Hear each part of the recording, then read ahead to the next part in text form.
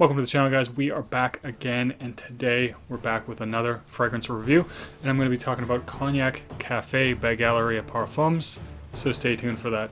And if you like fragrance reviews, top lists, clone comparisons, and first impressions, click that like and subscribe button for more great content. Now, Galleria Parfums is the fragrance brand for Ash from Gents Scents. I'm sure you're all familiar with him and all familiar with the brand. That's probably why you clicked on this video in the first place. I did decide to pick up two fragrances just because they both sounded very appealing to me. I got Cognac Cafe, which I'm going to be talking about today, and I got By the Yuzu Grove, which also seemed like the kind of fresh fragrance that I really enjoy.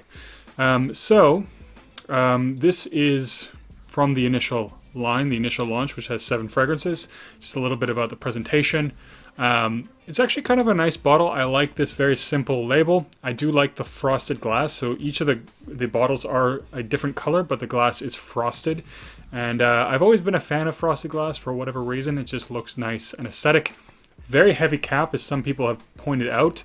Not quite as heavy as a PDM, so some people have said that. Not quite as heavy, but it's definitely very solid. This is also a big chunk of glass, so very solid construction. And the atomizer on this one is among the best atomizers in the world. So if you've had Navitus or tried Navitus, they also have very good atomizers, which this one also has. So it's pressurized, meaning you can spray a half spray easy, you can do a quarter spray, and it does have a very nice fine mist, nice distribution, as hopefully you could see on the camera.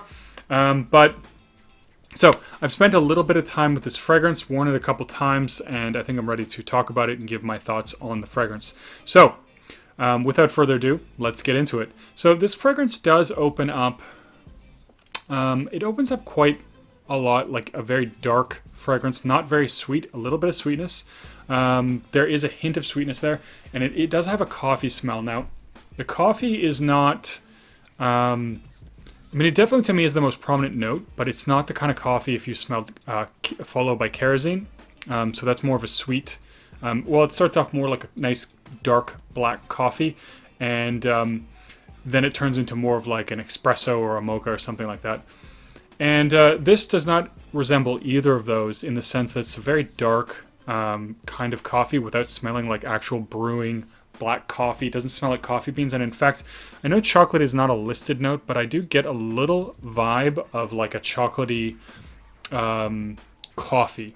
So it is actually really nice in the opening, but there is something there that I have to admit, especially that creeps up in the first couple of minutes. I want to say it's the papyrus. I don't really know. I'm not a huge...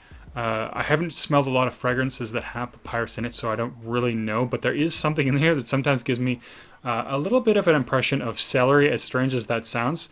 And I think that's something that pops up a little bit in the opening and into the mid.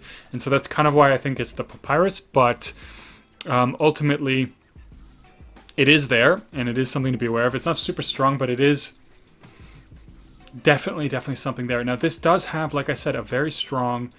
coffee. It's not a super realistic coffee note like a coffee bean right in front of your face, but it is very prominent and does have, like I said, a sort of semi-chocolatey coffee vibe. And I know this is called Cognac Cafe as well, and I will say that for me anyways, I don't pick up any booziness at all. Virtually none. So it does have this very dark quality that is a little bit mysterious, a little bit alluring. But there is nothing there to me that says booziness. Now, sometimes when I think of boozy fragrances, I think of things that are really boozy. So things like Single Malt by Kilian. Also, like, for example, Black Phantom, which I'm going to bring up a little bit later. It's the same perfumer, so I do want to mention that fragrance. I also don't get any booziness from that. So I know some people pick up rum. I don't really. To me, that's more of like a chocolatey, caramelly, sugary kind of a fragrance. With like a hints of coffee. But into this fragrance. So as this one dries down, I definitely get a lot more, or I still keep that coffee vibe with the fragrance. I definitely still keep that coffee vibe going, or it still has that coffee vibe with it. It does become much sweeter. It borders on marshmallowy, almost. Now, it doesn't smell like a marshmallow, but there is something very almost gooey about it, like a gooey marshmallow. Something in it gives me that kind of texture where it has that sort of semi-melted marshmallow texture to it that makes me think of a marshmallowy sweet kind of a vibe with chocolate. And it is actually quite interesting. I will say that this one is a well-crafted fragrance. So Sidonie Lancesseur, I probably said her name wrong, is one of my favorite perfumers. She's done like virtually every one of my favorite fragrances by Kilian. Not all of them, but she's done a lot of them. And so I was very excited about this fragrance for that reason, because of who the perfumer is. Now, onto the performance. This is one that I will say that the biggest drawback to this fragrance is that I go anosmic to this one pretty fast. So I tend to not get a lot of sillage or sillage in the air while I'm wearing it. I might smell it on my skin if I smell it up close, but I tend to go very anosmic to this one, whereas even when I can't smell it at all, I've gotten numerous times people talking about it is a very strong fragrance. So this is one that honestly it projects very strongly. This is the kind of thing that can easily fill up a small room. I've had people walk past my room, which is not small, it's not tiny, but it's not a huge like bedroom, and they can smell it in the hallway. So it is one that absolutely has that beast mode, sillage, and projection. And I will say longevity is very good. So, I mean, it doesn't project like that the whole time, but for me, this is definitely something that pushes past the 10-hour mark. Now, it does definitely get a little bit closer to the skin. It definitely sits closer to the skin. And it is one that I will have to try and smell more. It's not the kind of fragrance that I personally get whiffs of as I'm walking along, or I don't smell much of the sillage. But if I smell where I've applied it, I do still pick it up. Even, like I said, even around 10 hours later, and it does get sweeter and a little bit fluffier, marshmallowier. Now, this fragrance, I will also say, as I did want to mention, does have a little bit of a Black Phantom vibe. And I think there are definite differences. I know I've heard some people talking about how it's, it smells exactly like Black Phantom, or, it's 95% Black Phantom. And, after spending a lot of time with it and with Black Phantom, because I've revisited that fragrance, I don't really agree with that it is exactly like Black Phantom, or that it's really close. It definitely, to me, gives me vibes of Black Phantom. There is a similarity in that DNA. I definitely find also in the dry down it's more similar. But, for example, in Black Phantom, I don't get a lot of coffee. To me, it's mostly sugar, chocolate, and a little bit of syrupy sweetness in the opening, which could be kind of a boozy quality, and caramel. Those are the biggest notes for me when I wear that fragrance. And this is definitely much more coffee heavy, much more coffee centric.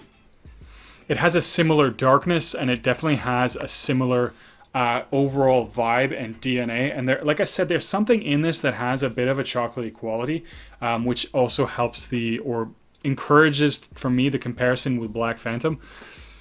And definitely the first time I wore it, I was like, wow, this is making me think of Black Phantom. So there is a similarity there. And I think, there's a couple things to say about that. One, I will actually just outright say I've kind of fallen out of love with Black Phantom. This was the first fragrance that I absolutely fell in love with by Kilian. It was a love at first sniff, blew me away.